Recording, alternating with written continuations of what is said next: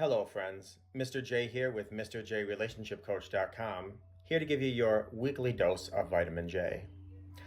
I wanted to chat today about, simply put, having sex after being cheated on.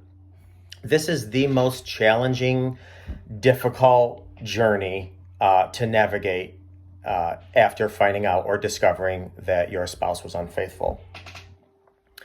There are triggers that you have to constantly deal with. There's constant comparisons that you think of with the people that your spouse was unfaithful with, or the person that your spouse was unfaithful with. There's possible diseases and STIs that you now have to contend with. There's, because of all this, a lower sex drive. There's constant thoughts of, am I attractive to my significant other? There's a tremendous amount of things that you have to deal with. So I just want to say this.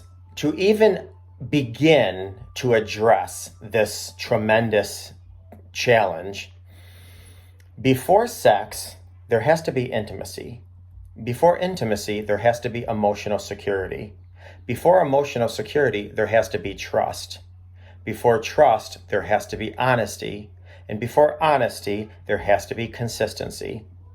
So, let's just say I'm addressing the person who was unfaithful. If you are unfaithful and you're working on your relationship and you want to be sexual again, you have to be consistently honest. So if you made a vow or a promise, another one, because you already broke one promise, if you make a vow or a promise now, I will never cheat again, I will do this, even down to I will put the cap back on the toothpaste after I'm done brushing my teeth.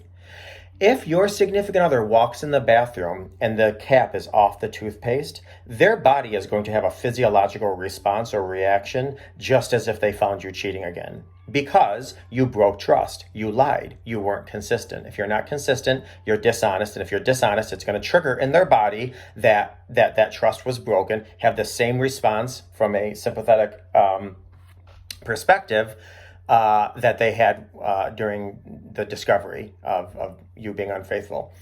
So if I haven't made myself clear, you have to be consistent, you have to be honest. You have to be honest, you have to be consistent. You have to be consistently honest with the small things.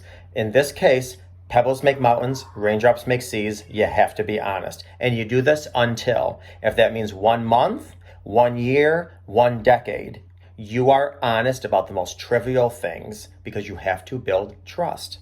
Building trust builds emotional safety, builds intimacy, goes into happy sex life. I'm Mr. J. I hope you got something out of today's little vitamin J. Until next week, take care of yourself and others.